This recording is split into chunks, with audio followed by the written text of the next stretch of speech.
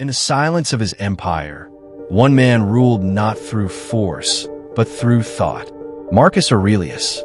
To the world, he was the emperor of Rome, commander of legions, ruler of millions.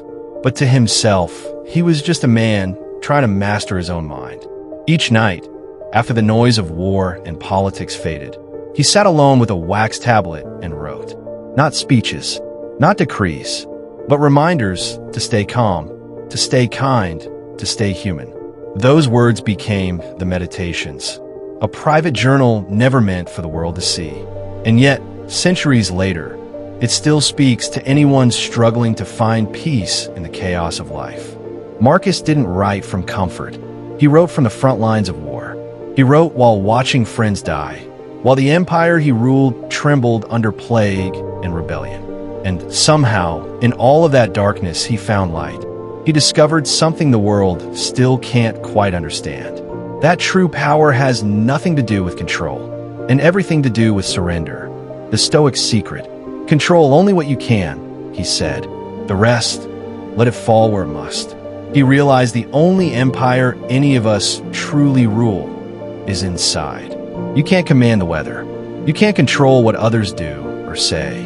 But you can command your thoughts, your reactions, your choices. That's the secret. That's Stoicism. Anger, fear, envy. These are the real enemies. They're not out there on the battlefield. They live inside us. Marcus wrote, "If it is endurable, then endure it. Stop complaining." He wasn't being cold. He was being free. Because the moment you stop fighting what you can't change, you stop being a slave to it. He said, "You have power over your mind, not outside events." Simple. But when life falls apart, it's the hardest thing to remember. We chase control over money, fame, love, success. But Marcus knew control is an illusion.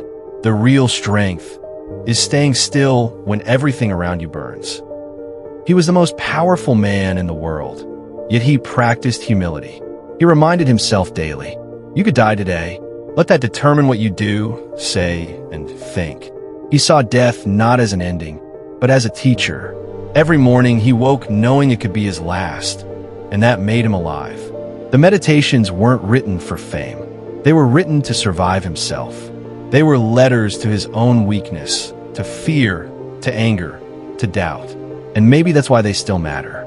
Because they remind us that even emperors fight invisible battles. That discipline isn't cold, it's compassion turned inward. Marcus Aurelius lived in a time of swords and empires. But his lessons are for anyone living in a time of noise and distraction. Control your mind. Accept what comes.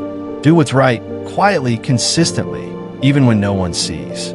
Because power isn't about ruling others. It's about ruling yourself. The strongest man is not the one who conquers others, but the one who conquers himself. This is Midnight Teaching.